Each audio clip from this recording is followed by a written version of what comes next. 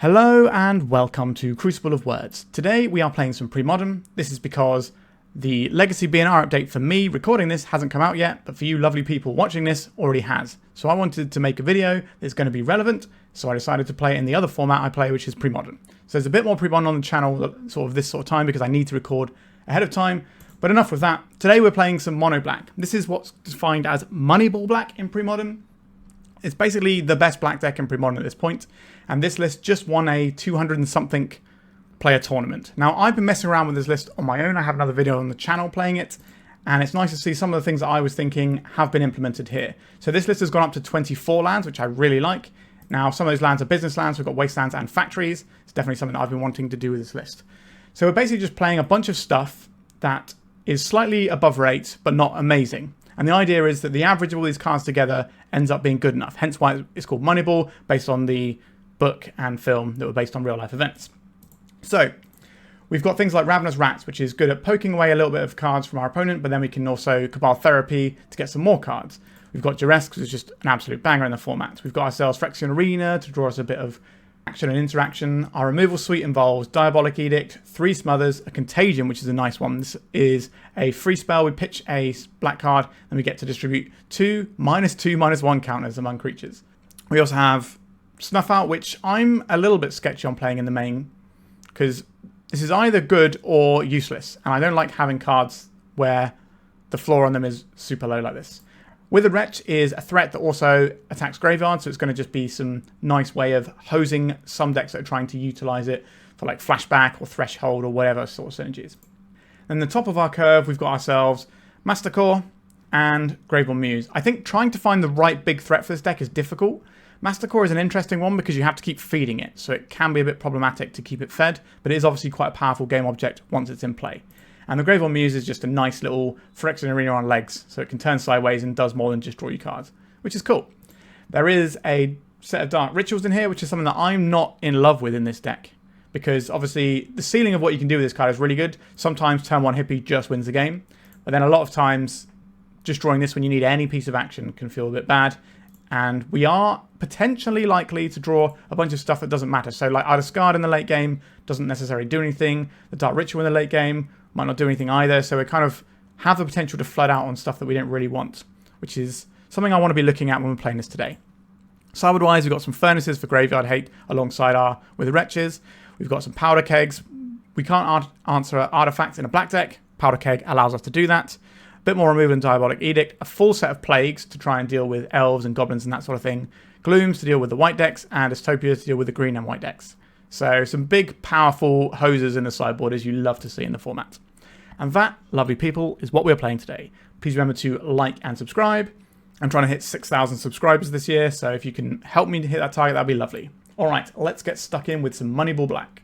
If you've been watching my content and thinking, I'd like to play some Legacy too, then check out 3for1 Trading, one of Europe's leading Magic the Gathering retailers. They have weekly offers and upload new cards every Wednesday.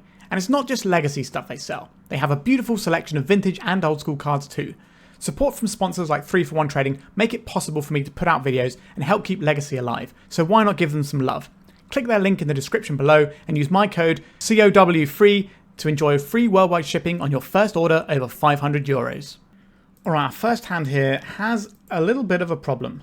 We have not enough mana to really get going where we need to be. If this was just a regular land, I think we could keep this one. But as it stands, I don't think I want to keep this one. Alright, this is better. We can keep this. So we're going to want this. I don't know if the Snuff Out is going to be useful or not. I think I like what we can do with these cards. We'll put the Masticore back. If this is a matchup where Snuff Out is bad, then we've basically mulled to 5. Alright, we have a target for Snuff Out, because this can hit artifact creatures. Am I going to play my own Mishra's Factory, or do I want to try and get this Snuff Out and Withered Wretch online? I think it's best to get the Withered Wretch online, so we're just going to play out the swamp, and then we can try and get something done. 2 factories. Are we just getting attacked, or are we seeing a colourless spell? Sphere of Resistance. That's pretty good against Snuff Out, as it turns out.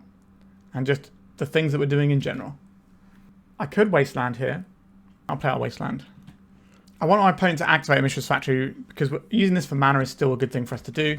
Feels like our opponent could be like a Terravore style deck, or they could be... Okay, so this probably confirms we're looking at a Terravore deck. Sylvan Library. Yep, that's going to absolutely slaughter us, I think. So now we can try and cut them off of a colour if we want to. Phyrexian Arena, we don't get to use that. If we want to play out a guy, I think we're going to play out this Withered Wretch, which is actually pretty good against these Terravore decks because we can strip out cards from their graveyard to make the Terravores worse. But our opponent's going to have things like Swords to Plowshares that they can reach for to kill our creature. And they're going to have Oath of Druids either in the main or the sideboard, which is going to force us into trying our best with the little Dystopias out of the sideboard. Hopefully they don't have the main deck. But with the Sphere of Resistance, it kind of feels like they're playing more of the land destruction theme rather than going into things like Weathered Wayfarer and other creatures that would dissuade you from playing Oath. 3 mana. It's the Oath of Druids. Yeah. So this is very much what we're having to deal with right now. We do have a Snuff Out. We could play the Factory. We could play the Arena now. And then next turn we can Snuff Out their guy. Or we could play Hypnotic Specter. So they can't attack with the Terravore straight away. Alright, we're going to go for the Spectre. Because it's going to be hard for our opponent to get their cards out of their hand with the Sphere. So they should be able to pick up a fair few bits and pieces from our opponent. We are playing into the Oath a little bit. We have 2 removal spells, so we can answer the first couple of Terravores, and maybe the Withered Wretch can do enough after that point. But Oath of Druids is just such a good way to shut down any creature deck. Hopefully they won't mill over a lot. Okay, so they milled over a Terravore, which immediately died because there's no lands in the graveyard. That is pretty good. I saw that happen to somebody in a tournament the other day that I was at. They were sat next to me, and they were relying on their Oath of Druids, and it didn't work out for them straight away. So this means that we have another shot at just pressuring our opponent and not having to worry about a big monster for a turn. Right, they're wastelanding our Wasteland. That is pretty good. Are they going to get in with a Factory here? They can attack with one Factory because they can pump it with the other, and then we don't really get to interact with it. We can't cast the Snuff Out due to the Sphere, but taking 2 damage here is absolutely fine by me. They could hold these back on blocks. Depends how they feel this game is going.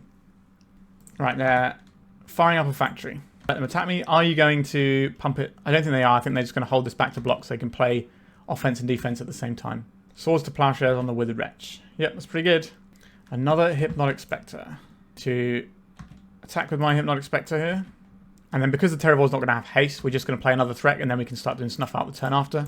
This is pretty much a 2-turn clock because they tap these for colours at any point. Then it's going to be a lot of trouble for them. Alright, so this is a lot of stuff going in the graveyard. Anything that matters from the graveyard. So they got Thermocards, just like I predicted there would be a lot more on the land destruction plan. So they have a Terravore. It's a 10-10, but it's going to only deal us 4 damage because we're going to hit it with this Snuff Out. Attack our opponent for 4, hit them with the Snuff Out, and then attack our opponent for 4. And hopefully that gets us over the line. Probably going to take 12 to 14 damage from our own stuff and the factories. They're going to fire up 2 factories here, or they're just going to fire up the 1. I would prefer them to just fire up the 1, but they're going for 2. Okay, so they might come in for 5 here, which is a lot. Kind of wish we had our Wasteland to use still. Yep, so they're pumping in for 5 here. 5 plus 5 plus 8 is not 20 though, so we should be okay. A Masticore. Don't really get to do anything with that. So I'm going to activate this, and then I'm going to kill this, and then we're going to come in for 6, and then we have our opponent dead on the turn afterwards. Because they attacked with all their factories, it means that we get to strip their hand completely. Not that they could stop that, but we get to also get the extra 2 damage in, which gives us lethal next turn through basically anything our opponent does. We got another Terravore out of their hand. They might not even have many Terravores left. We got through, what, 1, 2, 3 Terravores? So there's like 1 Terravore in their deck. I assume they're still going to try and put it into play. Seems like a sensible thing to do. Let's pop their graveyard out. There's so much stuff going on over here. It's just worth keeping an eye on. Seal of Cleansing. Nothing unexpected being shown from our opponent's list yet. So we can Snuff Out if we need to. Our opponent has a Sylvan Library. They get 1 card.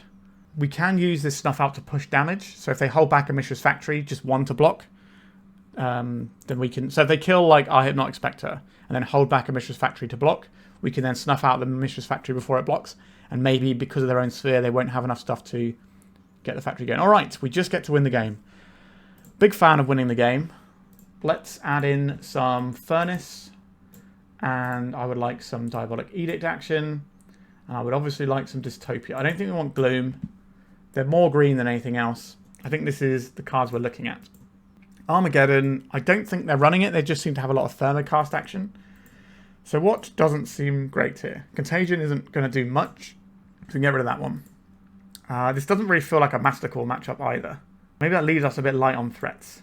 I think that's reasonable, because they have white removal, so they can kill this easily. And we don't get anything from pinging. It's just a 4-mana 4/4 with downside for us. That's all it is. And that doesn't feel great. Smother kills Terravor. Diabolic Edict kills Terravor. We have a lot of answers for specifically Terravor here. So we're probably trimming on some hand disruption. Is it more important to take out these Duresses or these Cabal Therapies? I think it's the Duresses. We could also just shave one Dark Ritual. Although Dark Ritualing out a Dystopia is pretty good. And maybe we'll trim one Dark Ritual. We're just trying to get rid of some of the dead draws and just have more live draws going on. We have a responsible land count in 24 as well. Well, we have a lot of sideboard cards. I think we'll keep this one still.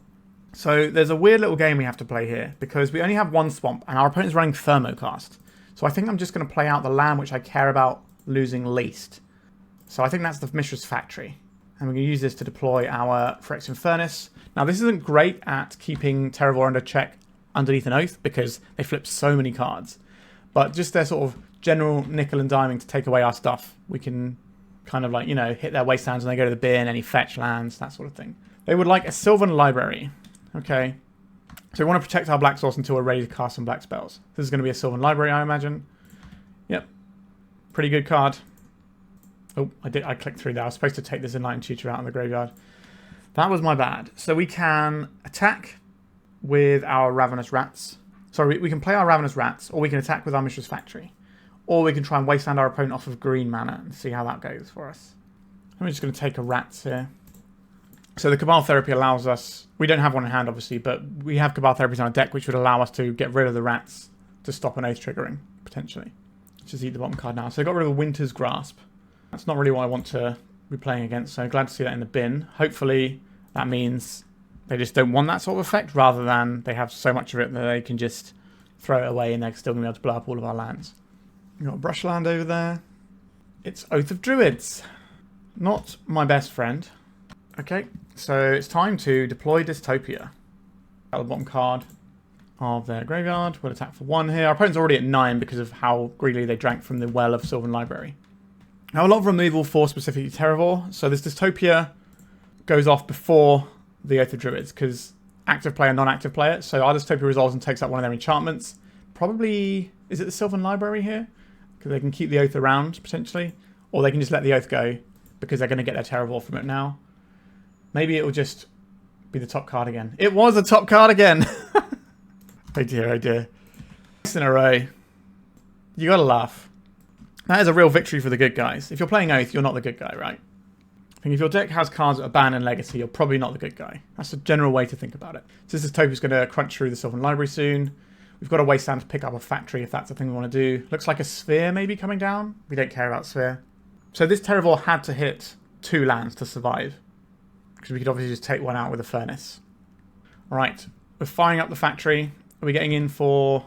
I assume it's going to be 2, and then they're going to have the factory back to block. That's A-okay with me.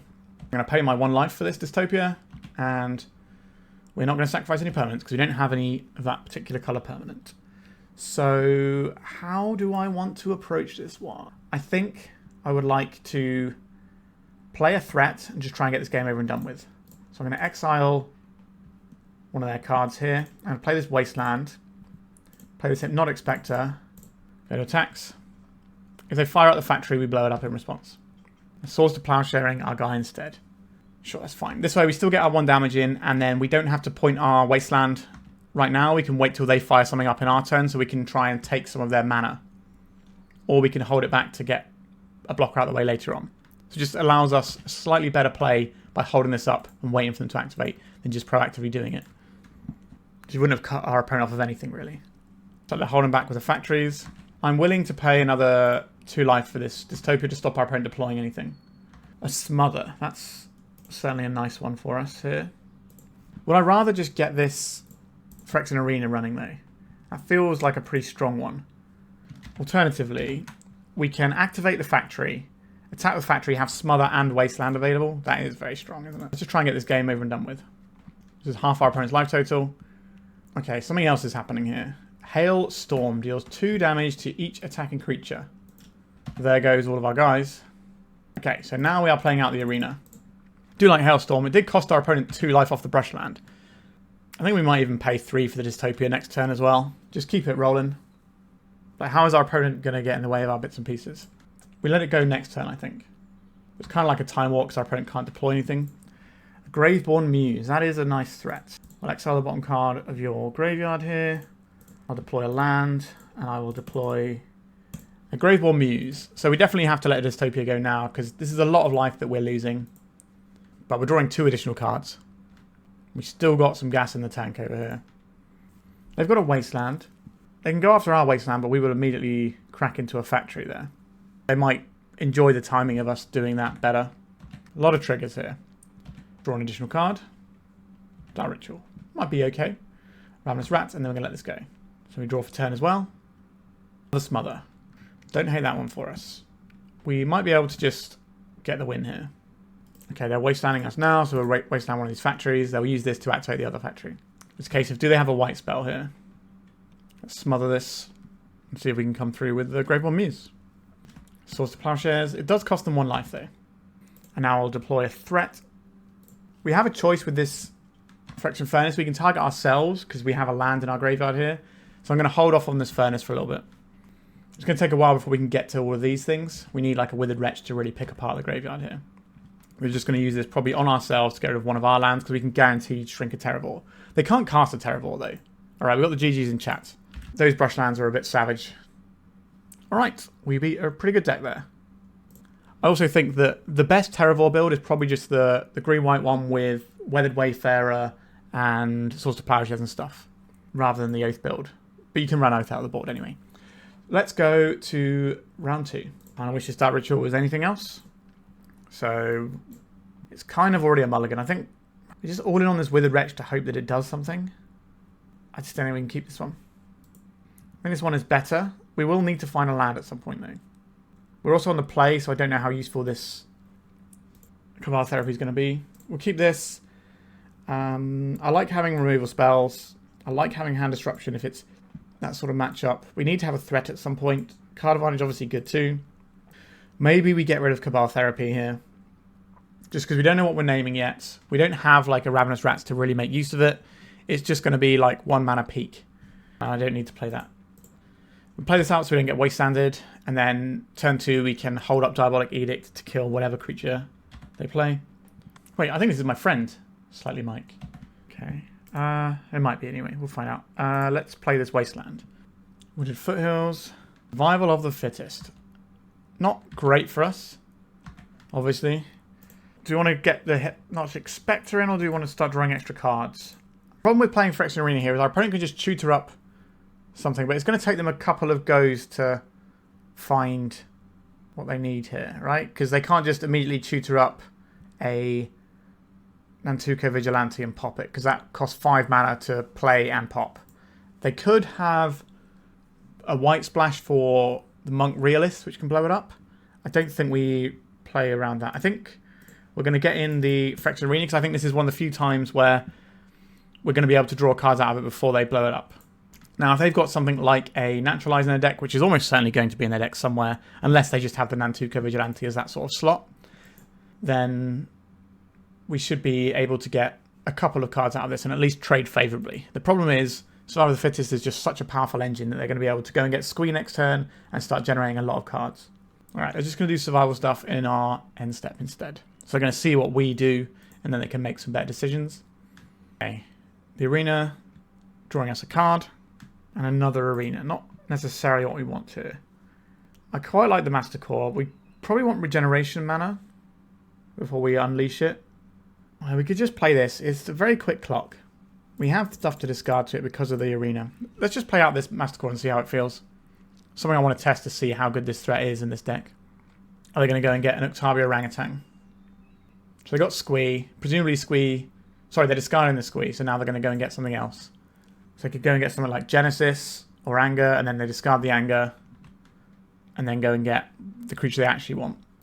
So they're just enabling haste on all their guys at this point, and setting up their draw engine off the Squee. A Basking Rootwaller. Okay, that is not something I'm particularly scared of.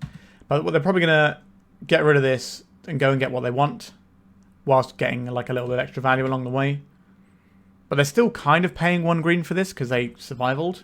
They just sort of paid at instant speed, if that makes sense. This card doesn't seem great against the old Masticore either. Treetop Village is a nice place for us to point our Wasteland when the time comes. Alright, we're probably going to discard this second Phyrexian Arena. I like all the other cards in our hand right now. So we draw a card off the arena first. We have more tools. Okay, I think just going to discard this Ritual, I believe. Is that true? If we get rid of the arena here, if we keep the Ritual, we could power out like a Hypnotic Specter, hold up Diabolic Edict and Wasteland. Or like a ping off of this. Okay, maybe that's okay. Mishra's Factory, always happy to see another one of those. So if we send in with this, we don't get to do everything. So I think we're just going to come in with a Masticore. Maybe we're supposed to come in with the Factory as well, just so we can try and get this game won a little quicker. Because if our opponent has enough time, they will overwhelm us with survival. I get rid of this Treetop Village. Not about that life. Let's start Ritual into Hypnotic Specter. The classic. Although it's not such a classic when you're doing it on turn, what, 5? Now we have Snuff Out and Diabolic Edict ready to go, as well as a ping from this guy. So discarding this into play, we can just pick this up whenever we want. If they tap out of green here, we can just ping it. Are they going to activate their survival again? They've just got another Root Wallet, so they can do that. So we can ping away one of these now if we want to. I think I'm more invested in seeing what our opponent does with their mana before we fire off any pings. Because we can effectively use it as like a double Rishdan Port. Because we can ping one of these, they either pay to save it or lose their guy. That's pretty strong. Just another Root Waller. Not sure these 1/1s into the Masticore is the dream here. We do have to remember that we need to feed the Masticore. So we might get into a position where we just don't have any cards anymore. We just have the Masticore doing its thing. But Masticore's pretty good. Alright, they're doing more Root Waller stuff. We have the Regeneration Shield for our Masticore if they have an Uktabi Orangutan that they can play this turn. Just another Root Waller. Just more 1/1s into the Masticore. Ornithopter. What is going on here? I don't understand why this is in the deck. Which means our opponent's doing something spicy that's going to catch us off guard at some point. We do have this Snuff Out we can fire off whenever we want. Why is this Ornithopter attacking? Oh, they're doing Rites of Initiation. +1/+0. Discard any number of cards. Okay, I see. See what is happening here. I'm going to shoot one of these guys. I'm going to just discard all of their hand here. 1, 2, 3. Okay, so Rancor as well in there. Alright, we've understood why our opponent is running the Ornithopter now. Fiery Temper. So they're going to probably kill our Hypnotic Specter here. And this guy comes into play. Could they not have done this and then attacked with this as well? So we need to snuff something out here. We can snuff out this guy. Then we take 6, 7, 8, 9, 10, 11. And then we just have to do Masticore things from that point. We also have this Phyrexian Arena, which is burning a bit of a hole in our pocket. / life total. Let's see. A Cabal Therapy. Okay, we'll discard that. So I'm going to deal 1 damage to this. I'm going to deal 1 damage to this. So they just need to get a 2/2 next turn. So we can't actually attack. So I don't like where we're at here. I think we hold this one in case we need to discard it to the Masticore. But yeah, our opponent can get rid of the Squee looking for any 2-drop. And then we have to block it. Or they can find a way of pumping this somehow. Then we also die. Another Fiery Temper. They can just hardcast it at our face. Actually, they only need to attack us with a 1/1. So they just have like a 1/1 flyer here. I think we are cooked. Or do they have another rights thing? They do. So they can discard the Squee and then we die in the upkeep. Yeah, that'll do. Okay. We got an interesting game there which kind of turned out differently to how I expected. I would like some Powder Kegs. That can blow up a lot of guys. Removal here seems very good. Dystopia also seems very good. Arguably, Phyrexian Furnace as well. What doesn't look good here? The Hand Disruption. The Hand Disruption can go. And then maybe just get rid of Dark Rituals and just have all of this stuff. And that feels very, very strong. Works for me. This hand isn't the fastest, but it has a lot of juice. This on Lizard can sweep out a whole bunch of Root Wallers. We can attack our opponent's mana. We can just kill a creature that we want to kill, like a Wild Mongrel or whatever. We can slap down the Dystopia. Our hand is pretty bananas, to be honest with you. I don't think our opponent is going to have a great time. Now, they've shown us that they can do some pretty gross stuff. We can kind of keep the survival under wraps because of the Dystopia. You see, like, Birds of Paradise, just a Root Waller, sure. Alright, I'm going to play out this swamp and pass it over. I'm going to spend their turn pumping this. Another one. Who knows? I assume this is going to get them a mountain so they can round out their colours. If they get a forest here, it tells us they probably have another land in hand. Survival of the fittest. Okay. We have some options here. So we could smother this and then immediately start doing... and immediately, like, punish the survival. I think I'm just going to play Dystopia, though. And next turn we can play the Engineered Plague and sweep up all these guys. Because I assume they're going to try and play a bunch of these guys to get around the Dystopia. And then we can just sweep out all of their guys with the Engineered Plague. And then they're in a real spot of bother. I suspect they've been off the Root Waller. Unless they only just want one activation of their survival. That's not what they wanted. Okay. Karplu's and Forest. Nothing going on here. We won't sacrifice any permanents because we don't have to. A Wasteland. Alright, I'm going to just deploy the Graveborn Muse here, I think. We don't need the Engineered Plague just yet. We want our opponent to invest in these lizards first. I don't believe they can kill us next turn with, like, the right spell. And we can just sweep out their board. And Anger. Naturalize on the Dystopia. Okay. They might be able to attack us for a little bit, but not a lot. Wild Mongrel. Sure. This dies to Smother quite easily. Alright, they're making this a 3-3. With haste because of the Anger being in the bin. Fiery Temper. We're going to lose our Graveborn Muse here. But our opponent is running a little bit low on resources. Obviously they still have the Survival, which is comboing with the Squee that we know is in their hand. Maybe we cut our opponent off of a mana next turn as well. That seems worthwhile. We'll see what we draw there. It might change things. Alright, we're definitely going to smother this. And then we're going to Wasteland their mana. And then we got Root Wallers covered. We got Wild Mongrels covered. Now they get to attack in once. They probably also have a single Hermit Druid. Sorry, Deranged Hermit that they can play and just attack for a big bunch in one go. Being quite low to the ground. Right, they're discarding this Root Waller into play. This will get a jab in for one, but we should hopefully pick this up in a sec. We can just play the Engineered Plague on Lizard. They've gone for a Birds of Paradise. They don't have the mana to cast it, though. I think we just want to play this on Lizard. So we've still got a free counter spell that we can utilise in a bit. This turn they probably play out the Birds of Paradise. If we draw a land, we can play Masticore and then smother this Birds of Paradise. This does have haste. Diabolic Edict. We didn't draw a land. I think I'm just going to smother this one now. We've still got the Snuff Out to stop anything super, super scary. They're getting a Squee. So they're going to end up with 2 Squees in hand every turn. There's a lot of selection for what they want off of this survival. Now the birds. Maybe just won't ever be able to overcome this survival. Now if we can draw our other copies of Dystopia, maybe we can get through this. If we draw additional copies of the Engineered Plague, we can maybe strip these out, Birds of Paradise right out. Alright, they're getting rid of a Squee. What are they going to find? Another Birds of Paradise. Which they're going to play and presumably get rid of another Squee. I would love, absolutely love to draw an Engineered Plague here. We did not draw an Engineered Plague. So I could play the Masticore out. I think that's actually our best option. And then just try and use the Snuff Out to maybe kill whatever they're trying to win the game with. And then if we get to untap with this, we can just machine gun down everything. But they have so much agency with this survival. And they might be more likely to have an Octavia Orangutan here. But if they're getting an Octavia Orangutan instead of something that just blows us up, then I can live with that. Okay, just a Wild Mongrel. So this is kind of awkward because they can make it black, so our Snuff Out doesn't hit this one. But it's also not that big.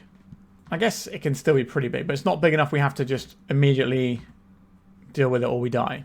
Maybe they also discard a bunch of cards, make it the wrong colour, and then we get to kill it with the Snuff Out. Our opponent should play around the Snuff Out though. They have seen it already. Wild Mongrel. There it is. Hasty Dog. I don't like where this is going. I guess I'm going to block here. Feels like they're going to do rights and then just pump a load of stuff into these guys. Alright, they're going to make this black, I believe. They have made it black. And now they're probably going to discard everything to the rights here. Because that's what this attack signals. Although maybe they're just doing this attack to like trick us a little bit. I think if they have the rights, we probably have to block here. It's annoying. They've got 2 cards in hand over there. Ravenous Rats. Right, let's just smother this guy. Let's take out one of these cards that we know isn't a Squee. There's not many times we're going to be able to use this Ravenous Rats effectively. What do we get out of them? Another survival. Okay, so they didn't really do anything. Although them having cards in hand is just good because they have Wild Mongrels and that rights of making your guys huge spell. I quite like this red-green Madness deck, to be honest. I think it probably is better than the blue-green Madness deck. I think that deck is not very good, to be honest. This deck can do more explosive things. And I think plays better with survival. Alright, they're getting back their squeeze. Back up to 3 cards in hand. Draw a card, 4 cards in hand. It's just very hard to get out from underneath what our opponent's doing. Survival of the fittest. Which fresh horror is going to come and wreck our day? It's an Arrogant Worm. That is fine. That dies to Snuff Out. So we're going to Madness this in. We just want to draw Engineered Plague and kill these guys. They have a hasty Arrogant Worm, and then they're going to be able to get something else out of the bargain from this survival. It's a Wild Mongrel. We're not going to block here. And then we're just going to snuff this out. We take 4 life either way, but this time it's gone. Dystopia. Hallelujah. I think we take out this Carpathian Forest first and see what our opponent gets. Because we don't want them to know that they need an answer to Dystopia straight away. Just getting another squee. Alright, Dystopia. You need to do a lot of work here. We don't really have any agency this turn, so we can just F6 through this one. They probably just lose a birds, but they might pitch something first because we know we've got a squee in hand. Oh, they just don't care about the survival. That's kind of scarier to me. Are we just dead? Or do they have another survival? Oh, we're just dead to their spell, aren't we? Yep, rites of initiation. Get wrecked. This deck looks pretty good, actually. I think it's got a lot of resilience to it. And there's definitely a lot you can play with it using the survivals. Yep, so discarding all of these things. And then this is lethal damage in the air. Very good. Quite impressive. Well, maybe I'll try this on the channel at some point. Alright, on to round 3. Alright, our opening hand here does not really play colourless lands, black spells. The same problem again, Will Mulligan. We have a respectable amount of lands in our deck, so this isn't super wild. Okay. So we probably want to keep... I guess we don't want to keep the card that makes us pitch other stuff. We could just go, how do you feel about turn 2 Masticore? And just throw that out there and hope it gets the job done. Is that sketchy? Maybe. I think I want to keep black. I think I'd rather have a factory than a wasteland. Maybe it'll be a matchup where Masticore does a lot of work, or maybe we're just going to be dead soon. The Rack. Okay, so going Hellbent here doesn't feel the best. Don't like mulliganing twice against the Rack decks. I'm going to play out a Swamp. I don't want to play out the factory in case it gets wastelanded. This looks like a Worm Rack build, because it's got the Llanowar Waste, which means our Masticore will not be good enough, because they're just going to have the guy. I guess we can ping it and regenerate, but our opponent wins the race against the Masticore, and they beat it in combat unless we invest 4 mana into it. If we have the 4 mana up, they don't have to do anything. They can just sort of wait and let the Rack bleed us out. It's going to be awkward. Cabal Therapy. Are you going to name Dark Ritual? We probably would have cast it on turn 1 is what they were thinking. They named Hypnotic Specter. Not a bad name. We have a decision to make soon. I think we just have to be all in on the Masticore though, which I don't feel great about. It dies to so many things. I just don't think the situation's going better for us. We need to clock our opponent before they get all their discard in. And the deck's got way more discard than removal, so just getting our big threat into play is probably the way forward here. Just pitch rats for a couple of turns, and then try and crunch in with a Masticore. If they play a Tempting Worm here, we can put in some Ravenous Rats. But we need to hold something to pitch the Masticore. So this is a really good spot for Tempting Worm. We're just going to see that completely invalidate what we're doing. Alright, it wasn't a Tempting Worm. That's good news. I'm going to discard one of these rats. The Rack triggers before our Masticore, thankfully. Wasteland. I do want to keep making lands. Alright, we're just going to send in the Masticore. We need to get clock in, and now we're doing that. What about second elephants? Are they going to attack here? No. Alright, so we can attack relatively profitably here. Goodbye, rats. Now, Masticore does die to a bunch of discard that can happen. So we're going to attack. Alright, we're going to double block. We're going to regenerate this creature. And then we get to kill one of the elephants. And then we have to decide if it's worth getting a ping off and being dead to any discard or not. I think we're just going to hold these cards in hand. They're preventing rack damage whilst also making sure our Masticore lives. We don't just want to get hit by like Ravenous Rats and then have no cards in hand. We lose our Masticore and the game ends. Alright, Duress for no value. We love to see that. A Tempting Worm. Now this is a problem that we did mention that could happen here. Our deck is very poorly kitted out for this particular scenario, but by keeping cards in hand, we might be able to draw a removal spell, like a Smother. So we will have to play a land to fight over this. The Wasteland, I think, is fine. Mishra's Factory. Okay, so we don't win this race. We can stop our opponent from attacking. They're not going to block with this Tempting Worm. They're just going to take 4, then crack back for 8, and then 9, 10, then we're just basically dead. Although, if they crack back for 10, we then crack back for 4, 5, 6, 7, 8. And they'll be at 4. Sorry, they'll be at 10 before that, so we'll be 2 damage shy. Alright, we have to sit back and let the rack slowly bleed us out. So far, I've not been very impressed with this Masticore in this slot. Now, it's difficult to know what your big monster is supposed to be, because you do need something. And this is, you know, a lot of power in this card. It just feels like we're not necessarily the best at leveraging it. Oh, Sylvan Library. Yikes. And a Withered Wretch, we don't care about that one at least. If they don't attack here, then we just kill the Withered Wretch for free. But how are we getting out from underneath this rack? Alright, we just have to sit here. This can only ping creatures, so we can't use it to like slowly chip their life total down. I guess if we draw a Dark Ritual, we can maybe have like a big blowout turn where we ping this guy for 3 and then change things up a little. But our opponent has mana to start flashing back these Call of the Herds. I don't think we get to beat that. Tempting Worm too good. This is one of the reasons I like playing decks with Tempting Worm, because 5/5 is just so big in terms of how the pre-modern creature base works that it's just insurmountable in combat. Hypnotic Specter doesn't do it for us. They've got another Call of the Herd coming. We kind of just have to sit here and hold until we draw a Smother. But they've also got this Treetop Village. I think they're just going to make another Call of the Herd. Turn after they send everything sideways. And then we die. I guess we can be in a weird situation where we activate both factories and trade them off for elephant tokens. But that doesn't feel like a winning recipe.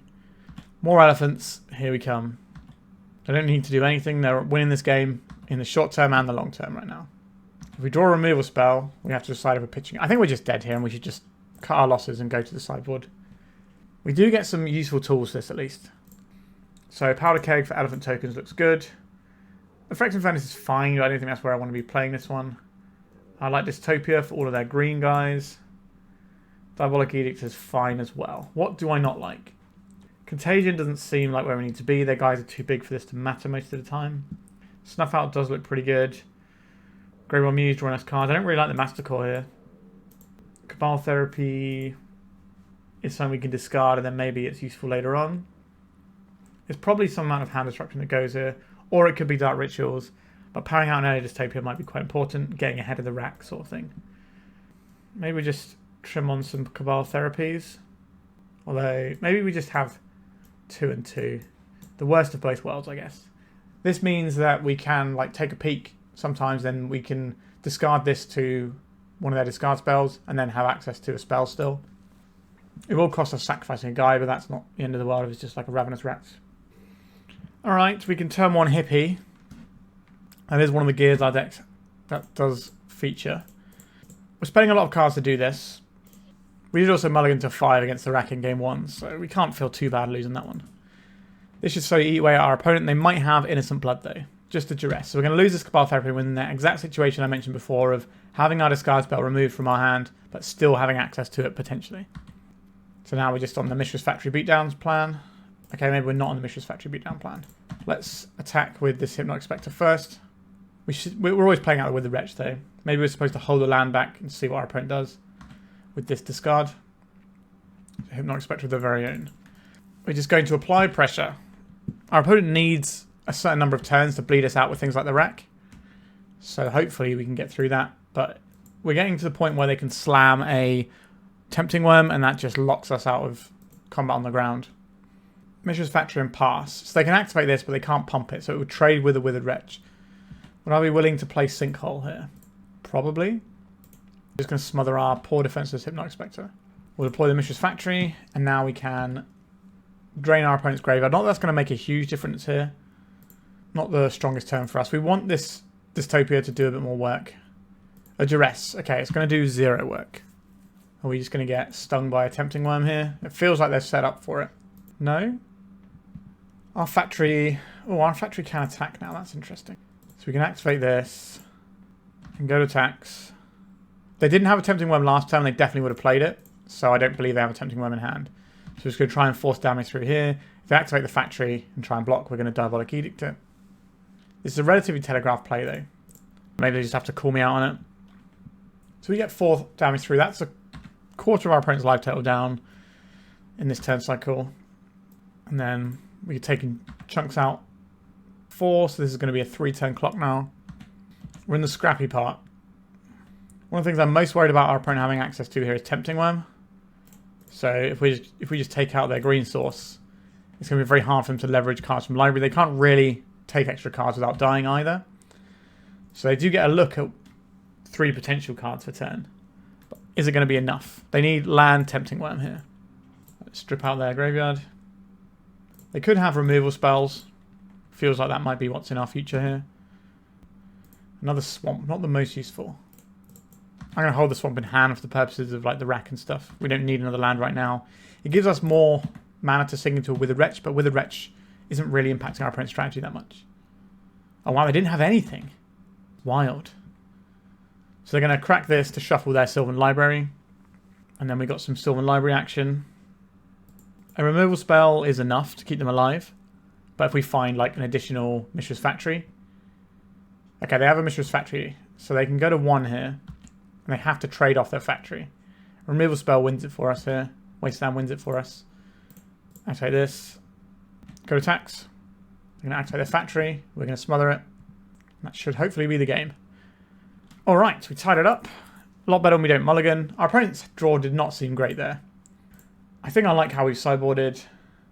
We'll just carry on. Like, I do think we need the powder kegs. Elephants are so big compared to all of our 2/2s. I think we just need that to push through. Yes, we have some important sideboard cards. We have a Powder Keg, which also deals with the rack itself as well as elephants, and we can kind of choose what we want to do with that as and when. A Duress. What do you take from this hand? Quite likely to be the Powder Keg. It's one of our few ways of interacting with the rack. If they're on like an early Tempting Worm plan, then the Dystopia's kind of cut that off anyway. If they're on Black Creature plan, they could take the Smother. But they don't have many black creatures. It's basically just Withered Wretch and Hypnotic Specter, and they get to play the good green creatures instead. They did take the Powder Keg. That is what I probably would have taken in that spot. Not knowing what our opponent has in hand, just knowing how their deck likes to function. Okay. Have we seen Wastelands yet? No. Can they play Wastelands in their 2-colour deck like this? I don't think so. I'm going to play out the factory so that we can attack next turn as an option. It gives us more options what we're doing next turn, but if our opponent has the Wasteland, we can get a little bit caught out. Takes us away from 3 drops. Just a forest. And a Ravenous Rats. I'll get rid of one of these Dystopias. We have 2. We don't even know if we're ever going to be able to use it for good measure. Might let's just get in for 2 damage while we can. That means it's better than preventing 1 damage. The thing about these rack decks, if you don't pressure them, eventually they will kill you. Because they have like persistent sources of damage that are somewhat difficult to interact with. So you do need to get the game won. You can't just give them loads of space. I've got a swamp here. We've got a 3rd Dystopia as well. We're going to see another Rats. Cabal Therapy. Are they going to name Dystopia that we've drawn another one? That would be annoying. Hopefully they just name like Smother. They did name Smother. But they're probably just going to flash us back immediately and take both our Dystopias. That would be a pretty strong play. Yup. You got to take the 2 for 1 here. It's too good.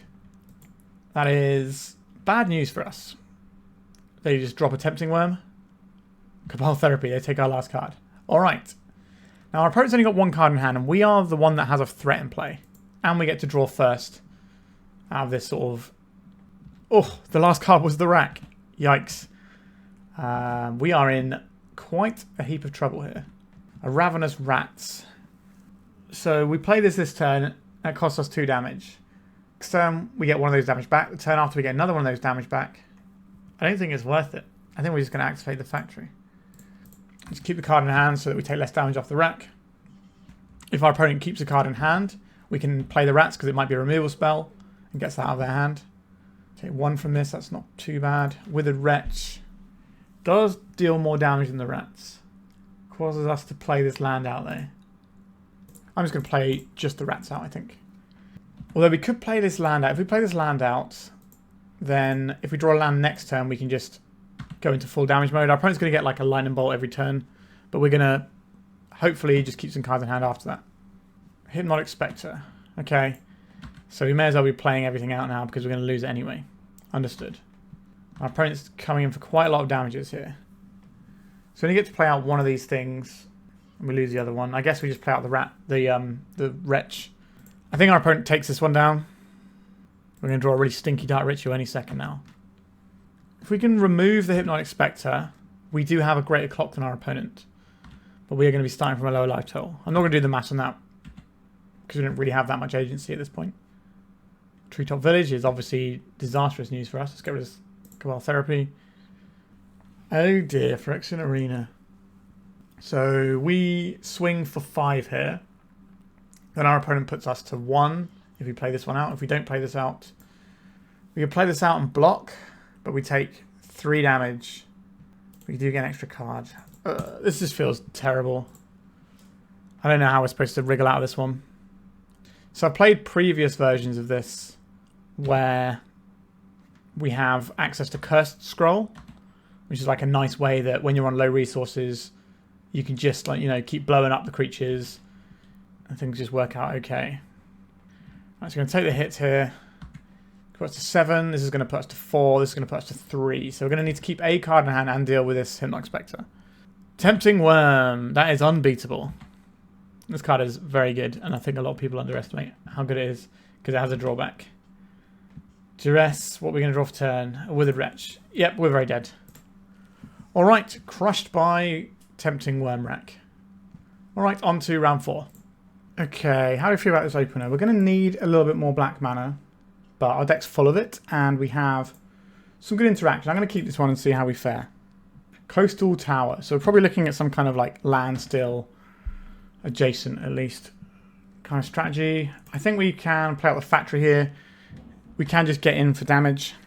We will need to reduce our opponent's life total to 0 at some point. Apologies if you can hear any fireworks in the background. They obviously would start partway through my recording. Alright, just an island. So if we attack with this, we might expose ourselves to a Swords to Plowshares. How big a deal is that going to be for us? Kind of a big deal. I think I'm just going to play out the Swamp and pass. Is that true? I would expose ourselves to Disenchant and Swords to Plowshares. I don't think we want to do that. Just an impulse at our end step. Sure. Over to our opponents. Just land go. I expect our opponent's going to be doing a lot of that. So we can test some of their interaction. Sometimes the only way forward is right through. And that's what we're going to have to do here. And hopefully... Oh, wait, we just resolved. So they're probably going to remove this with Swords to Plowshares and cast an impulse or accumulated knowledge at the end step. There's the Swords to Plowshares, as expected. And there's the impulse. Called it. Not exactly difficult to discern that that was the play that was coming our way. Alright, Fairy Conclave on the other side. It's pretty good. Another Swamp. I don't really want this Masticore, to be honest with you. So I think we're going to play out the Masticore with the intention of our opponent countering it. If they don't counter it, then we can obviously discard, you know, some Snuff Outs and Contagions or whatever that aren't going to be doing the most amount anyway. Counterspell, sure. We do have discard, we're just not finding it. So we just have to kind of try and play through. And whilst we're making our opponent trade 1 for 1, we're not giving them the time to, like, draw a bunch of cards with a Fact or Fiction. So at the moment, this trading 1 for 1 is going well. But at some point, they're going to be able to go up on cards, and then we're going to start falling behind in a big way. Stand still while we have 2 Mishra's Factories. That is an interesting choice. Just going to tax. If they block with the Fairy Conclave, we can pump this. Okay. This is not going to be a good block for our opponent. Yeah, I think they've just realised what's happening here. Pump my Assembly Worker and get in for 3. So we're ahead on the race, but our opponent's deck is designed to play underneath Standstill. So they're going to have a lot of tools to leverage here. The way you want to play against Standstill is either just ignore it and say, look, my opponent's going to draw 3 cards. Go ahead. Or we want to pop it when our opponent's going to have to discard cards. This is just going to filter. A Duress. Alright, that is a nice one to have access to here. We're going to pop the Standstill now. We'll try and Duress and then deploy something worth deploying. Yep, you get your 3 cards, but we get to hopefully Duress you. Alright, Swords to Plowshares and Parallax Tide. I don't have the thing to go with the Tide. I actually think we're supposed to take the Plow and just drop the Graveborn Muse here. And start snowballing out the card advantage. Because our opponent's hand doesn't do an awful lot. And sure, they could tide away our lands. If we're drawing 2 cards a turn, we're probably going to find some swamps they can't Dust Bowl. Then we can start pulling ahead a little bit more. Sure, you can Dust Bowl away one of my factories. Alright, no attack from the Conclave on our opponent's end of things. They're not playing out the Tide either. Just played out the island. I'm going to draw a card with this Graveborn Muse. This attacks favourably into what our opponent's got going on over there. I will deploy this Swamp. I will attack with this Graveborn Muse. We could see something like a Decree of Justice. We did not, though. Let's get another threat in while we don't believe our opponent has any interaction for us. And now we can keep clipping their graveyard as and when we like. They could continue this plan to just slowly take away our mana, but they can only just hit the factory here. I'll just put the mana into the Wretch here. I don't think it's really going to make any difference to how this game progresses. Obviously, I would prefer to have access to my factories, but I'm quite content just to continue beating down with these creatures that we have and drawing extra cards. Shred some cards in their graveyard. I don't believe they're playing Flash of Insight, but I think it's correct to remove all of the blue instants and sorceries first. Just in case. That could be a card they're running. I don't think they are.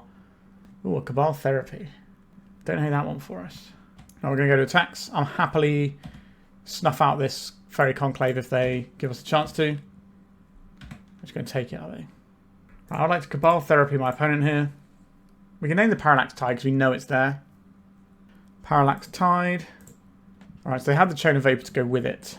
Interesting. So they could Chain of Vapor this if they wanted to. It's not a great value play for them. They could do it. They could hold out for having... I don't think they're going to have the Wave in their deck. It's just going to be the Tide. Playing another island. Oh, it looks like they found something. Seal of Cleansing. You got it. So this allows them, if they find a Parallax Tide, to do it, but they're just going to get rid of our Phyrexian Arena, which is also fine. I don't think they want us having more cards. The problem is what we have in board. Get rid of a Standstill and Source to Plowshares. Just keep feeding the Wretch. We should just leave up one, because if they double... I suppose they can't double Accumulated Knowledge. But they could Accumulate Knowledge at the end step and then Accumulate Knowledge again. So I think it's worth holding up the one there. It's unlikely to make much of a difference. Snuff Out. Alright. So our opponent's deck does run Wrath of God. So we're not going to extend out this Masticore. We're just going to attack in with these guys. Their Dust Bowl's tapped, so if they want to interact with our factory, it's going to come out of their next turn's bit of mana. Alright, so we're going to get this Fairy Conclave. We're going to snuff this out. We can pay for mana leaks and stuff quite easily here. Alright, our opponent is down to a pretty low life total here. Fact or fiction? This is one of the things we didn't really want to see from our opponent. So, Wrath of God is pretty much what they need right now. If they take all of these, they can plow one of our guys, and then they can Parallax Tide Stifle. So maybe we just split up the Parallax Tide and the Stifle. So we give them Stifle Wrath of God, and then these.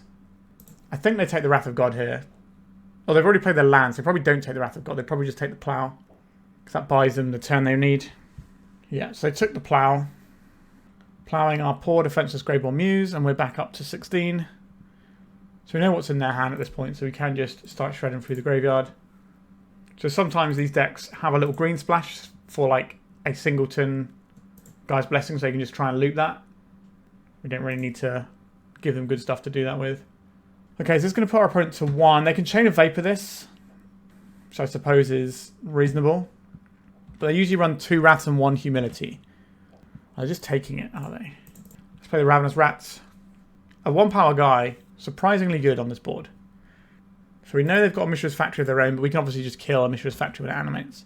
So they're going to have to deal with our Mishra's Factory, our Ravenous Rats, and our Withered Wretch this turn. And that might be a bit of a tall ask.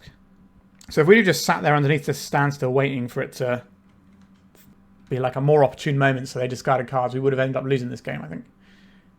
Parallax Tide. You got it. That can answer our Mishra's Factory. So they're going to activate this a bunch of times in a row, targeting our lands. Alright, they've realised they're dead here because we just still have 2 threats. Alright. Didn't feel like we were winning that one, and then we won. So, our opponent bricking on that standstill certainly helped. What do I like in this matchup? I would like some Glooms. That feels like a good place to be. Other than that, I'm not really in love with many of the things here. So, the Powder Keg can blow up our opponent's man lands. It can just sit and play and threaten that, but then they can just disenchant this, so it's not the most exciting. But then if we're stretching their disenchants, our Glooms are more likely to stick. We want all the hand disruption. I don't believe this is a Masticore matchup. Diabolic Edict is fine. I guess we could have some Engineered Plagues for the soldier tokens, just to make Decree of Justice worse. So maybe take out Contagion here and the Diabolic Edict. We can keep the Snuff Outs and the Smothers because they're really cost-efficient ways blowing out specific mana lands that we want to kill. Do we need to be doing Dark Ritual to like power this stuff out? Like turn 1 Dark Ritual Gloom is very strong. Turn 1 like Duress with a Wretch is pretty good. Or turn 1 Hippie that they can't answer, that's also pretty good. I'm not super in love with it though. I'm thinking, where are we cutting from this? Like we don't want to cut any lands here. Maybe we do cut the Dark Ritual. Like, I'm not actually a big lover of Dark Ritual in these sorts of fair decks. It feels like it just doesn't quite do enough sometimes. And like if we draw this and we're trying to look for action, that's going to really suck for us. But then we do have this many 3-drops. So that kind of suggests that we maybe do need to keep some Dark Rituals in. We can probably trim a little bit. We definitely want all of our discard in. Maybe we just have to start losing some like Smothers or something. Maybe just get rid of a couple of Smothers. I think the Snuff Out is better because it's 0 mana most of the time. Yeah, this hand is fine. We've got a lot of stuff to do. At some point we'll draw mana and unlock our 3-drop, but we don't need to do that to keep applying pressure. I'll play out a Swamp and pass. No hand disruption yet. Yeah, cracking and step. Just for an island. Probably going to be an opt. Nope, nothing. They're just cracking. That means they've probably got more lands in hand. They just want to try and thin a land from the deck just to give them a marginally better percentage. Alright, a Powder Keg. That's fine. We can force them to pop that at some point. Would I like my 2-power guy or would I like my hand disruption guy? I think I'll take the 2-power guy here. The fewer cards our opponent has, the scarier the Ravenous Rats can be, because they might just have something that they're happy to pitch to it. But if they develop a land and another spell this turn, maybe the Ravenous Rats can clip something that they don't really want to lose. Will I trade my Withered Wretch for this Mishra's Factory? I believe I would. Let's go to tax. If we can resolve this Phyrexian Arena, that might be quite good here. But we need them to tap out of this Mishra's Factory, I think. Right, they're not going to do that. Let's just start squeezing their hand a little bit. They can clean this up with a Powder Keg, but they're already going to lose a card. So it's going to be an even trade in overall. An impulse in response. Sure. Gives them more information to know what's good to discard. They've got rid of a Stifle. They could have Stifled the trigger. It ends up being the same, but they lose 1 life, so probably not the best. But it would have been a display of dominance. So they're going to put this up to 2. They're going to crack it and kill both of our guys. That ends up being a 2-for-2 trade. We got a Stifle and a Powder Keg out of these 2 cards. In the end step, we will eat a Stifle and go to tax. Our opponent might not crack this Powder Keg right now. They might wait until the end step to see if we play out another 2-drop, because our deck is pretty flush with 2-drops. Right, they're ploughing our Withered Wretch. Okay. You can do that. They're going to activate the Mishra's Factory. Feels like we're going to get hit by a counterspell here. So I'm just going to try out this Ravenous Rats. I wanted to bait down as much of our opponent's mana tapping as possible. We did a reasonable job of that. We got another land out of their hand. I could play this Wretch, but it's going to immediately die to the Keg, so we need to just hold that for a minute. Although maybe we should have played it, because we need to eventually get them to pop the Keg. And that could be the sort of thing that makes them pop the Keg, then unlocks the next Withered Wretch. Maybe we're not supposed to attack with our Ravenous Rats as well as the Mishra's Factory. I do like tapping our opponent down lower. Duress. Now that is a perfect draw if ever there was one. Let's see what you're working with here, opponent. And we can hopefully stick a Phyrexian Arena. This doesn't hit enchantments, it's just creatures and artifacts. And then we can slap down the arena and just start riding that to victory unless our opponent immediately top decks the disenchant. Or has 2 disenchants in hand right now. A Mana Leak and a Swords to Plowshares. Alright, I'm going to take this Mana Leak. And I'm going to resolve this Phyrexian Arena. And then, am I going to play this Swamp? I think I am. We're hopefully drawing enough cards that we can just get over the hill if they do find a Parallax Tide. Because they need to find Tide and the thing to combo with it. So they're a long ways off of permanently removing us from the game in terms of lands. I don't believe they're going to put a counter on this Powder Keg. Drawn a card. No combat. We're just moving things along. I'll enjoy my nice little bonus card from the Phyrexian Arena. I don't mind taking out Swords to Plowshares. We know it's there. They might just Swords to Plowshares our rats, which is fine. This card doesn't really do anything. There it goes. So they're taking a life for that. And then we get to see their hand. What do we name here? What would they not have cast? Counterspell? Let's try that. It was just a plains. Okay. Let's go with a Wretch in. So we now have enough lands that we can play more lands out, and then even if they wipe 5 lands, we still are okay. That plains. Let's strip away the plough, the Mana Leak, and the other plough from the graveyard. Again, I don't think this matters, and maybe we'll stop doing it when the clock gets a bit closer to 0. We are behind on time. Just had to quickly do some other bits and pieces off camera there. So another Cabal Therapy, not the most exciting. Gloom. Alright, let's send in the Clown. This has summon. This doesn't have summoning sickness, right? So we can't send in the Clown. Can cast a Gloom though. We can pay for a mana leak. Did they draw a counterspell this time? Okay, we're just back to this. Island. So if our opponent draws a fact or fiction at some point, they can break this game wide open. But otherwise, we are slowly pulling ahead. Alright, here's a stinky Dark Ritual that we don't want. We can play out this with a Wretch, but it will just die immediately.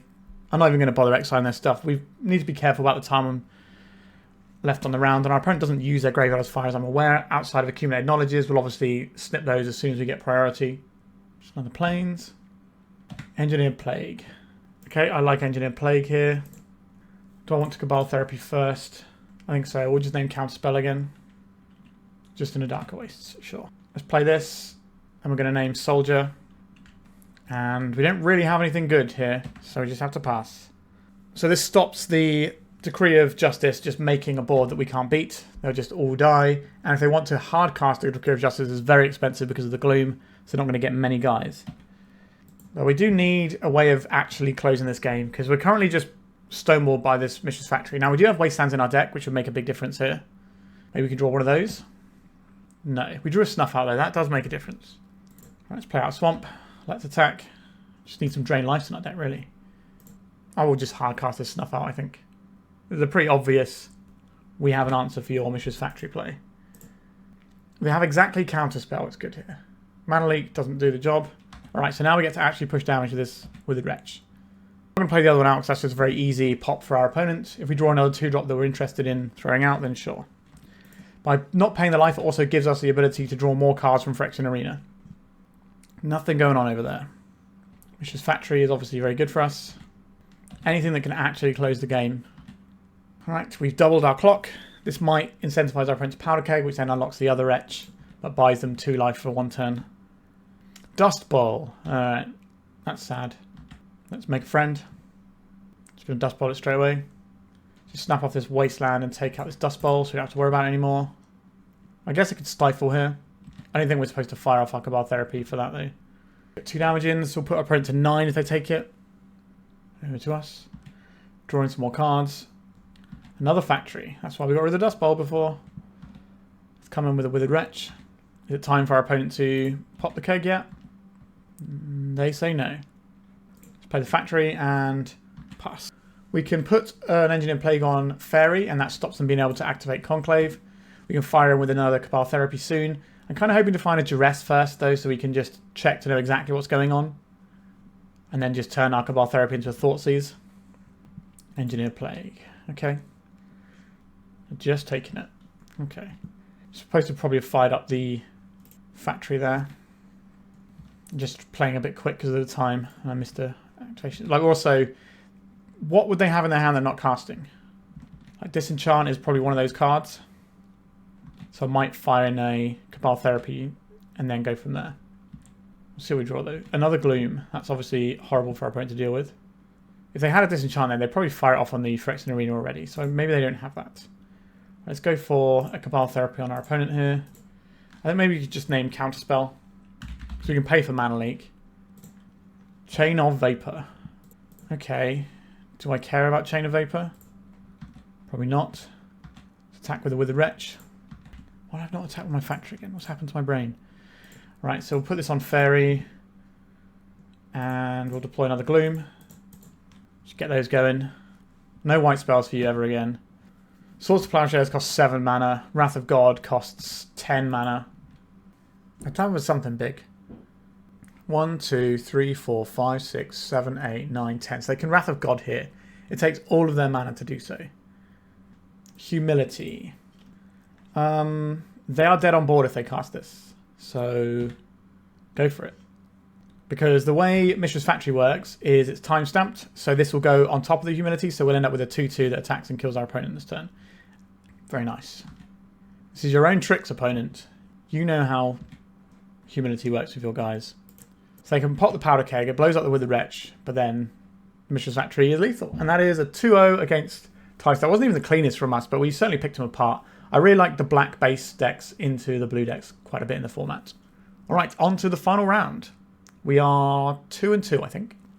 All right, we are into our final round. I like this one. We can go Duress into Cabal Therapy into Hypnotic Specter. Just give our opponent that full-on mono-black hand disruption life. They kept 7 though. Ooh, okay. Miri's Guile, Enchantress's Presence, Sterling Grove. And we take the Miri's Guile first, and then we take the Enchantress's Presence. So we just cut our opponent off of a turn 1 play in theory, and then we can cut them off of the Enchantress's Presence. They can Sterling Grove and then sacrifice this to go and get the Enchantress's Presence. But that's a multi-step line. And if we draw a creature, I guess we do have a creature here, don't we? So we can Cabal Therapy our opponent here. And so we could name the Sterling Grove. The next turn we can use our Mishra's Factory to then flash back this Cabal Therapy and just take the Enchantress's Presence. That could be an interesting option. Should we see how that goes?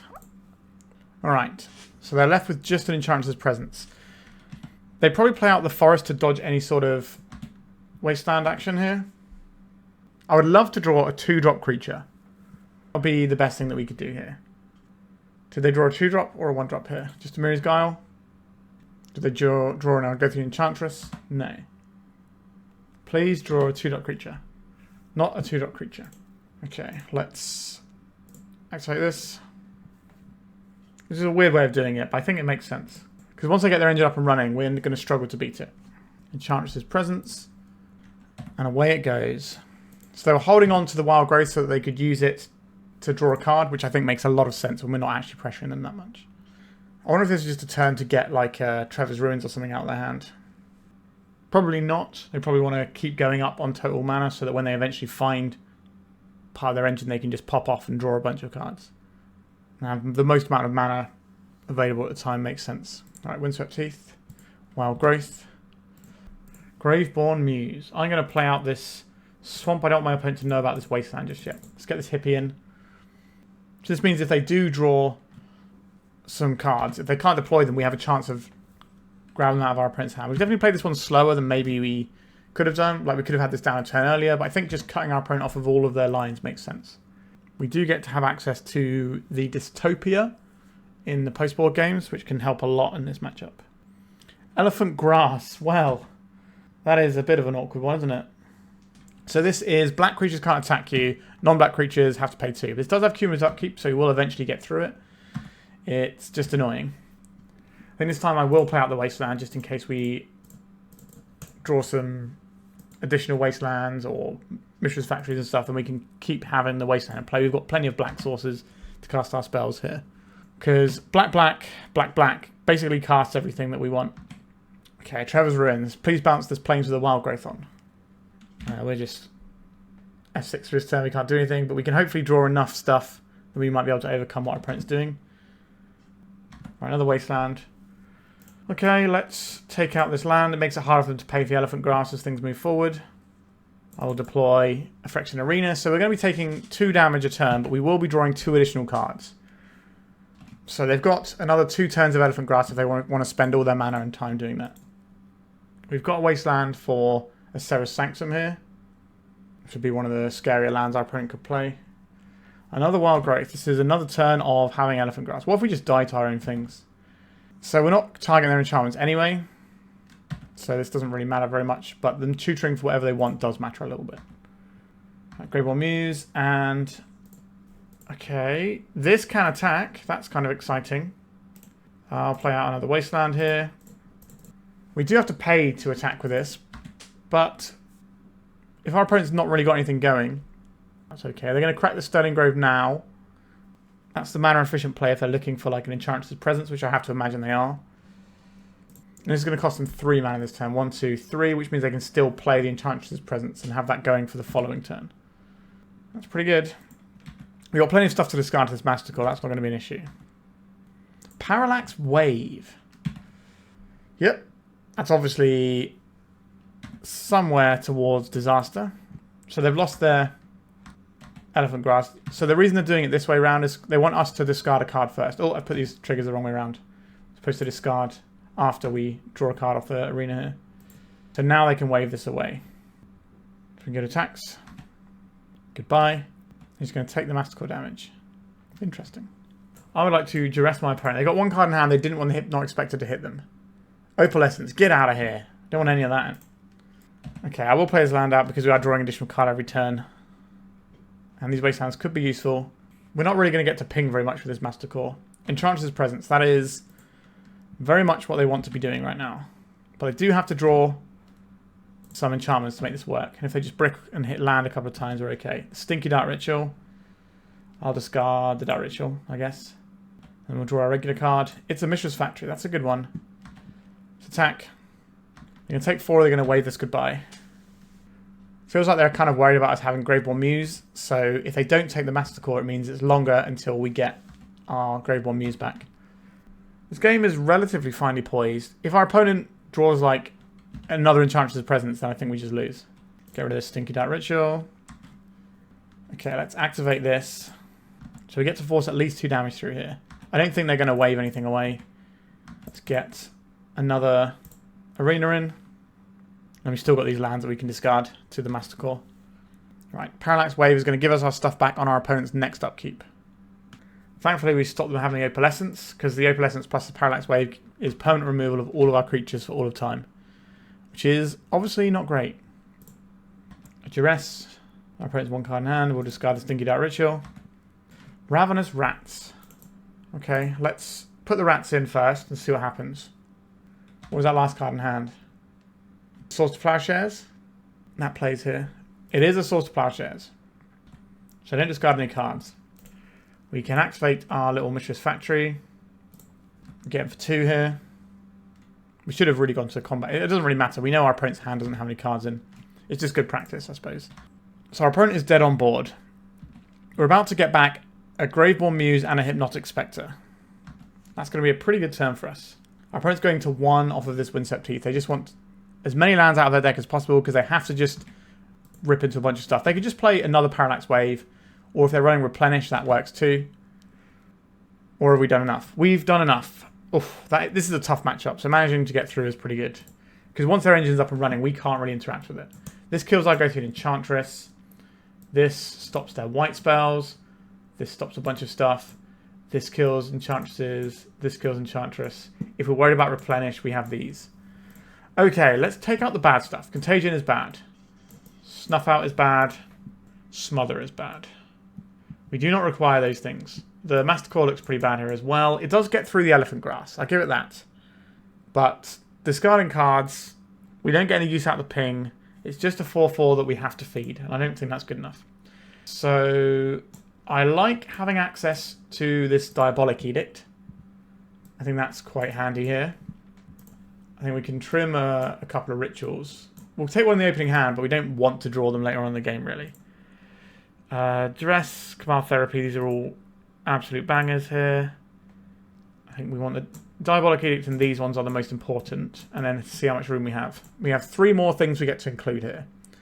So is it Powder Keg? I don't think it is. I think it's the Engineer Plague. Because this kills Enchantress and just has it dead. I need to remember what the creature type of Enchantress is, but we'll look that up when the time comes. I could see playing the Furnaces to deal with the Replenishes. Unless we think the Withered Wretch is enough.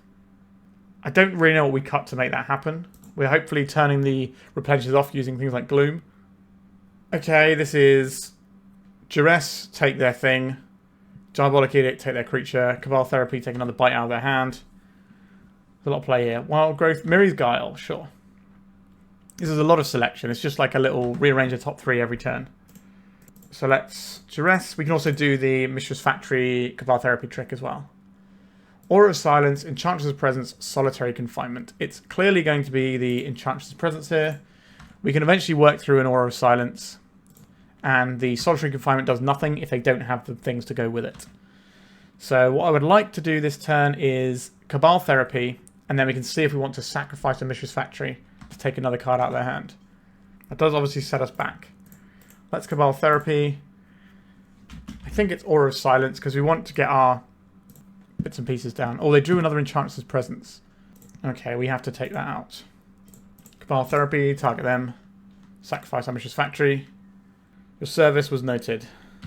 Because they could just pretty much lock us out of the game in 2 turns if we let this slide. I guess there's a chance we can always find the Dystopia. What they can do using the Miri's Guile as well is float stuff on top if they don't have enough mana. Seal of Cleansing. Okay. I don't really want to cast my Phyrexian Arena anymore. I will cast this Ravenous Rats and put our opponent completely hellbent though. You can live off the top there. And we've got little rats. And then we can play it into the Spectre. So they can do the trick with Seal of Cleansing where they target all of our creatures with Parallax Wave and then pop the seal. That way the Leaves trigger happens before the Exile trigger and then all our stuff goes away permanently. But our opponent needs to get 2 more mana for that to work and the Parallax Wave. Alright, they didn't find a land. It's always pretty nice for us. Play land. Let's attack. I would like to get some pressure in. So the things they could have in hand are big 4-drops or Swords to Plowshares, and they didn't want to spend on a rats. It was the Swords to Plowshares. Okay. I was hoping for big dirtly 4-drop. But we couldn't really check the coast is clear with this Duress. What we'd like to see is them play like an Enchantress that we can just kill with the Edict. Elephant Grass. Get out of here, Elephant Grass. Dark Ritual. Not a useful card. Okay, I'm going to play this Arena. If our opponent burns Seal of Cleansing on this, this can act as bait for if we draw a Dystopia. And if they don't crack on this, we get to draw cards. So it kind of puts our opponents in a bit of an awkward spot. And obviously, if they blow this up, there's less enchantments in play, so their Serra's Sanctum does less work. And none of these other spells are going to make sense. The only thing we could have done there is Dark Ritual out the Arena and held up the Diabolic Edict. But we don't have a 4th mana, and let's say we draw a Graveborn Muse. I would like to use this as a 4th mana to get the Graveborn Muse into play. Or to be able to Duress and stick something in the same turn. Alright, they're just getting rid of that. That's fine. And they're paying for Elephant Grass. Okay, we're just going to pass the turn. This Elephant Grass is buying them a lot of space. Alright, they're paying for the Elephant Grass. Come on, deck. We need a big hit here. I will fire in this Duress. We've got another one. It's a Parallax Wave. Get out of here, Parallax Wave. So this particular build of Moneyball Black we're playing doesn't have Curse Scrolls. And this is another situation where I like having the Curse Scroll. Because you can just get through things like Elephant Grass. Now obviously we have a lot of cards in hand, so maybe it wouldn't be the most useful here. We could burn off the Dark Ritual and we'd at least have a 50-50 shot of doing something instead of just passing the turn every turn without actually furthering our game plan in any way. Right, they've paid for this Elephant Grass. Next turn it's got to go unless they drop a land right now. It's not even preventing that much damage. Serra's Sanctum. Okay, they can pay for this for a bit longer. Cabal Therapy isn't the one. Miri's Guile. Doing Miri's Guile things. So without fetch lands, this isn't so bad for us. It's when they get fetch lands and can just take the cards they want and then get rid of other ones. Okay, the Elephant Grass is down. Are we going to get killed by Replenish? We are going to get killed by Replenish. So this puts a bunch of stuff into play. That is concerning. There's no Opalescence though. The Solitary Confinement dies. We can't cast Dystopia because the Aura of Silence. We can't cast the Engineered Plague. Well, that's not true. It's cost 2 more. They can just use this to sacrifice it though. Okay. They've also got the Seal of Cleansing. The Elephant Grass stops us from attacking. Lots of stuff for them to put on the stack. If they draw an enchantment here, I think we just lose the game. And they've got 3 looks at it because of Miri's Guile. Because they're going to draw 2 additional cards. And the snowball is just going to be super real there. We might even just scoop it up so we've got time to play the 3rd game. Because once the engine starts running, our deck doesn't do enough against it. They have 2 answers to the best cards in our deck. Oh, another Enchantress Presence. Yep, we'll scoop that one up. We're not beating this. Alright. Still not a fan of these Dark Rituals. I think we do want them here, but I'm still not a fan. Let's... Oh, do I want to get these Furnaces in? Maybe I want the Furnaces in. Where would I put an additional Furnace in this selection of cards? Maybe it is just a Dark Ritual.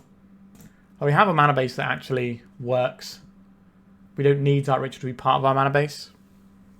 I wouldn't mind playing some of these 3-drops out a little bit ahead of time. Okay, I'll keep this one. This is Duress into Cabal Therapy Furnace. So we can keep the Replenish thing at bay. And then if we find a land, we can just start glooming them. I feel good about this hand. We do need to find another black source at some point. Presence, Guile, Grove, Growth, Worship. We don't really want them getting the Wild Growth in, I don't think, here. Moose Guile is very good still, though. Right, we're going to go for this Wild Growth. If our opponent can't get cards out of their hand, it's going to be easier for us to pick them apart with our hand disruption. But next turn, we're going to take both Enchantress's Presence. Our opponent's going to have a horrible time. Worship is interesting. We certainly have ways of messing with our opponent's ability to use that. Windswept Heath, so as far as we're aware, we don't know if they drew a land yet. So it's just going to be Forest, Mirri's Guile, yep. Then we can just snag both of these. Right, let's Cabal Therapy, let's name Enchantress's Presence. So that's 3 cards in hand. Oh, have I clicked off one of them? Wild Growth is the other one. I don't really want to take the Sterling Grave here. I think I'm just going to play this Furnace and start insulating ourselves against the Replenish. So the Gloom can hopefully deal with some of this. I think our opponent's likely to play the Wild Growth we know about in their hand and just stick it on this Forest. Or if they draw another land, let's say they draw a Plains, that's like the perfect, right? Actually, do Wild Growth work on Plains? Enchanted Land, yeah it does. Okay, so this is a real good turn for our opponent. They get to get a Plains, they put the Wild Growth on it, and they cast a Sterling Grave. Yep, that is a real banger of a turn. Graveborn Muse. What is our plan here? Probably involves this Gloom, doesn't it? Let's just get that in there. Activated abilities of White Enchantments cost 3 more to activate. Enjoy that one, opponent. And then we can start doing Withered Wretch stuff. If we get worried about this Worship coming down, we can always snag it with a Cabal Therapy, but I don't think that's a big deal here. So we're probably just going to get the Withered Wretch down and just keep their graveyard empty. Because we can take out both their Enchantress's Presence next turn. I suppose if we draw a mana source, we might be tempted to Graveborn Muse instead. So this costs 7, so we don't have to worry about that for a bit. Diabolic Edict. Right, we'll do the thing we have. Let's exile the bottom card of your card. Let's just get rid of them now. We can just pass through then. Okay, I think we're in a position where we can win this game. We need our opponent to not really draw the green side of their deck. Now, they could spend a whole bunch of mana in this Sterling Grave and get that going. They also shuffles their Mirri's Guile. Elephant Grass. Okay, Mishra's Factory can attack through this at quite a cost, but it does work. So we would need another 2 mana, which we don't have. Alright, it's just the Spectre, I think, here. So our opponent's going to slow the game down with the Elephant Grass. And it's a case of, can we do enough before this comes off? Because if they just have enough mana, they can buy some time, and then sort of explode. So if they draw a Serra Sanctum, 1, 2, 3, 4, 1, 2, 3, 4, 5, 6, 7, 8. So if they draw a Serra Sanctum, they can get this Worship in. I wouldn't mind like something like a Rats. That'd be a good draw for us. Not the Rats. I am just going to slam this Graveborn Muse pretty darn fast. And I think I'm going to Cabal Therapy and take this Worship. It's not a card I want to tangle with. I think the Spectre is worth less than the Withered Wretch here. I think keeping the graveyard under wraps is more important. So now we're going to be in the zone of drawing extra cards, which is the zone our opponent would like to be in. But we've managed to keep them away from that. Alright, Sterling Grove finally being cracked. What fresh hell awaits us? Enchantress's Presence. We don't get to do anything about this. So we need to be able to get through quite a lot of our opponent's things here. We can attack with a Factory next turn if we don't draw a spell worth casting. His Presence is good. Graveborn Muse will draw us 2 because of Withered Wretch being a zombie. A Mishra's Factory. Okay, we'll do what we can. So let's exile the bottom card of your graveyard. This says newly controlled. This one is not newly controlled. You can right click and it tells you, which is really important to note. Let's go attacks. Attack with this. Pay for the Elephant Grass. Pump the Factory. We can force through 3 damage here.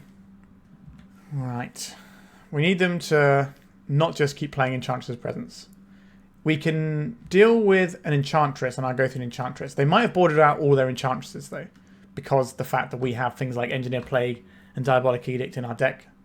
Wild Growth. Sure, that cantrips, and it's also mana neutral for them. Just a land. Elephant Grass, still doing its thing. We're drawing some more cards. Another Gloom. That is probably worth casting here, isn't it? So if we go Gloom, get that down. I guess we play the Wasteland. I don't really want to hit the Brushland when we know that I have things like Serra Sanctum in their deck. And if they hold the Serra Sanctum in hand, they have to worry about discard, like Ravenous Rats. But they can always just play it on their big go turn. What, 5 enchantments? So they can do a lot here. Like they have Sterling Grove into Sarah's Sanctum. That is very spooky for us. They did give us an opportunity to wasteland their white mana there. We could cycle this for a card if we want. I think that's probably worth doing at this point. We'll just take out our Duress, is fine. Because we've got the Withered Wretch that's kind of got that covered. Alright, Graveborn Muse. Dystopia. This is the banger that we've been holding out for. 1, 2, 3. Let's get this in.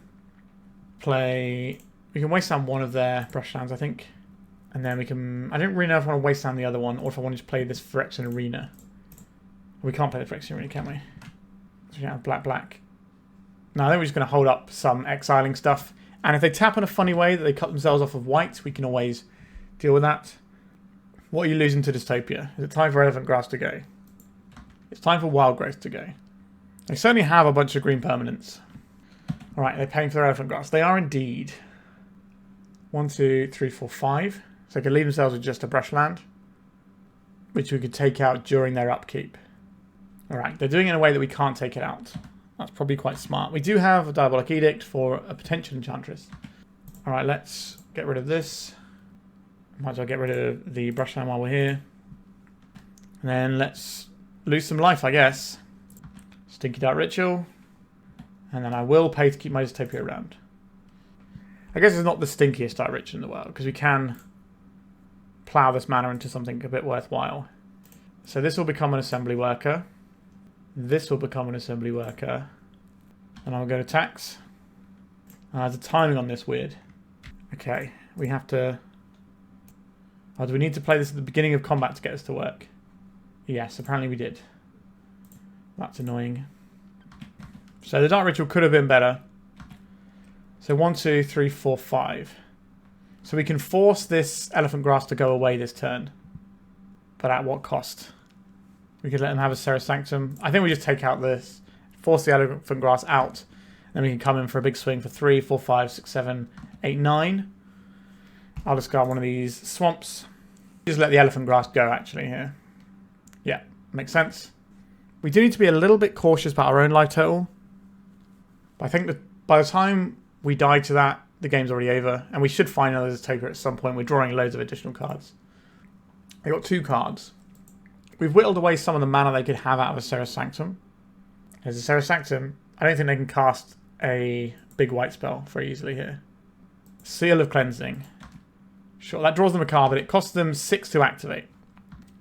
Alright, we're going to take some life here. Okay, Ravenous Rats is their card in hand, is it? Let's get rid of that. I think we will activate some factories. We go to attack for a lot of damage. And then we can hold up Dark Ritual into eating 3 of their cards from their graveyard in one go. We're getting close to dying to the Dystopia, but we don't need it anymore, I don't think, after this turn. They could just sack the Seal of Cleansing. It was a 6 mana... No, it wasn't. It was an 8 mana cantrip. Alright, then the Mirror's Guile will go once the Mirror's Guile's on the stack, because this is kind of the make or break turn, I guess. I don't know how they're going to get rid of both of our Glooms, though. Alright, we got there. Powerful sideboard cards are powerful. So, we finished 3-2 this league. How do I feel about this list? Well, I've been playing some Moneyball Black myself, and there's some stuff I really like about this list and some stuff I don't like. I think 24 lands with 8 action lands makes a lot of sense. I could even see going up to 25 if you really wanted. What I don't particularly like, as you've probably guessed, is the Dark Ritual. I did write a big article on my Patreon about how I think Dark Ritual can sometimes be a little bit of a trap in fair decks that look like ours. Another thing that I'm not super keen on is the Snuff Out. It can be great or it can be really bad. And I think we could just have some removal that's a little bit more reliable here. So we could have another Smother. The reason we're running Snuff Outs here is because it gives us more ways of answering the turn 1 Lackey. But we could play Innocent Blood to take out a Lackey if we wanted to. We could play Funeral Charm. There are different things that we can put in this slot that would work.